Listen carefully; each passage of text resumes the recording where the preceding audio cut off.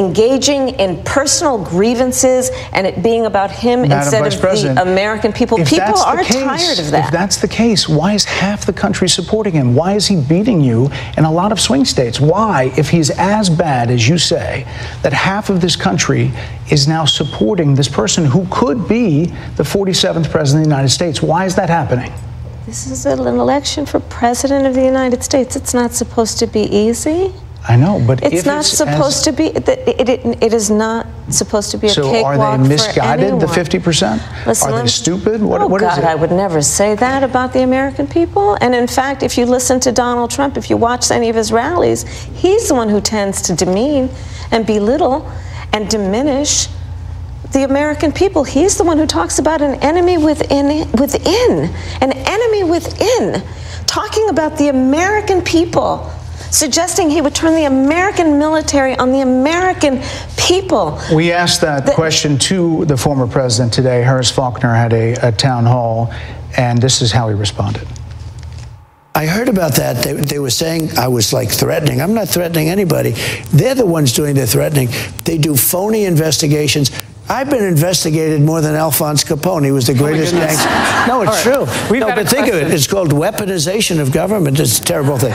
So, Bret, I'm sorry, and with all due respect, that clip was not what he has been saying about the enemy within that he has repeated when he's speaking about the American people. That's not what you just showed. Well, he was asked about that specific... No, that's not what you just showed. In all fairness and respect to you... That was the question that we asked him. You didn't show that, and here's the bottom line. He has repeated it many times, and you and I both know that.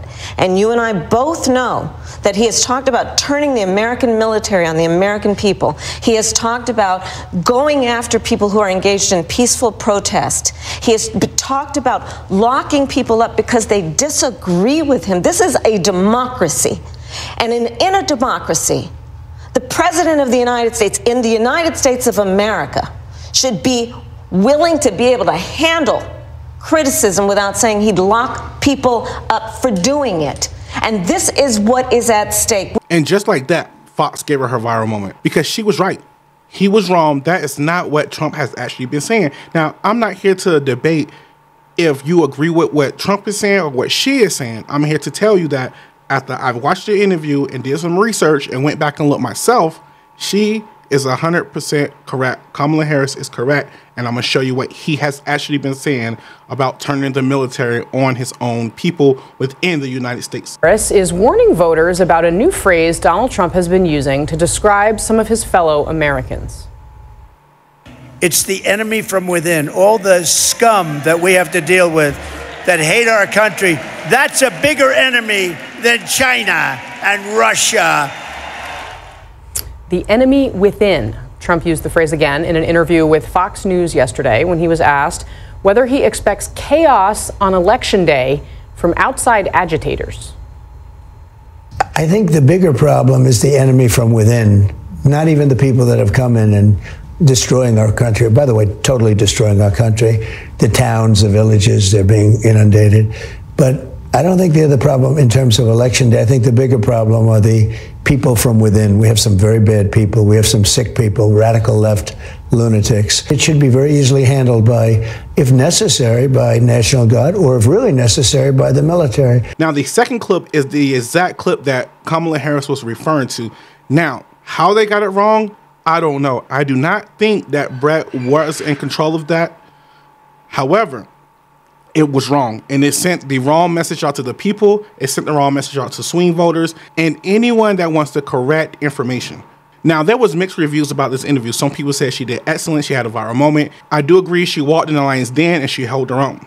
And then you had other people who had other reactions saying that she failed and this was a loss for the Democratic Party. But I do not think so. I think Fox and Bret Baier actually gave her what she wanted. I think this interview showed that she can talk under pressure. She can handle herself as a woman, being in a man's world, so-called, even though I don't agree with that. But she showed that she can handle it. So let's look at how Fox News and Bret Baier responded to this interview. What did you think about how it went? You know, guys, good morning. I left there right after the interview, and I thought, wow, this was really a lot more contentious than I thought. It was, there was a lot of filibustering. I didn't really want to keep on interrupting, but if I didn't, I thought there were maybe be 4 answers total in the interview. I think I came away with there were moments that clearly she prepared for, that I think she wanted to have the viral moment. I agree. And she got it, and I think her campaign was happy with that. I think there were things that Mark played and some other moments where I think a lot of people looking back at the transcript are going to say, wow, that's interesting, it's newsy, it's not what she usually answers. One of the things you talked about at some length was immigration. And if you pull up call for number 1, this is about her reaction, the Biden-Harris reaction to migrant crime. Let me just say, first of all, those are tragic cases. There's no question about that. So do you owe them an apology is what I'm saying? I will tell you that I am so sorry for her loss. I am so sorry for her loss. Sincerely. But let's talk about what is happening right now with an individual who does not want to participate in solutions. Let's talk about that as well. But do you want to answer in all fairness, I told you, I feel awful for what she and her family have experienced. So even then, she gave him an answer. He tried to press her to give the answer he wanted, but then she topped him. She topped him, saying, hey, I just told you I apologize. Well, she didn't say the word apologize, but that was her way of apologizing without actually saying the word. And that is a political play. Both sides do it. We're not going to get into that. But she kind of stomped them on that one as well. So yes, some things she did go prepared in. But that clip about Donald Trump saying that he's going to use the military against us within the U.S., that's what made her interview viral, and that what got her the viral moment that she was looking for. And that is what's going around the world right now. Even 3-4 days later, as I'm making this video, you're still seeing clips on whatever social media that you're on about that moment with Kamala Harris and Bret Baier. And actually, Bret Baier has come and apologized about that moment. So let's take a look. Last night, that interview on Fox News, Bret Baier made a mistake, and he owned up to it today. Yeah.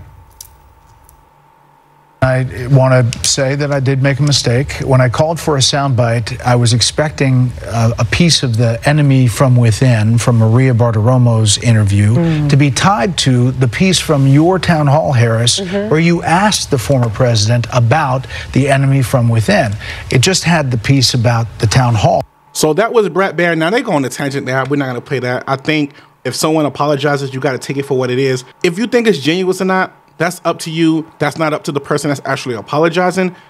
So he did apologize, and he did admit that it was wrong. They didn't show the whole clip. He did admit that it set the wrong tone, and it gave out kind of misinformation that he did not want done in his interview.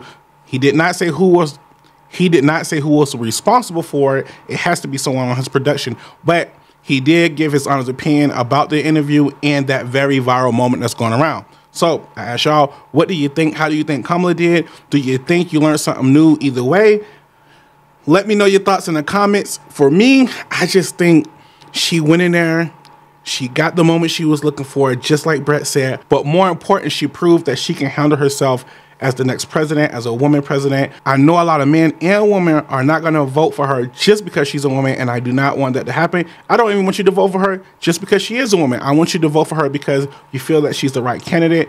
I think she is. We're not even going to go on a tangent about that. That's for a whole nother video, but let me know your thoughts in the comments. I'll see you next video.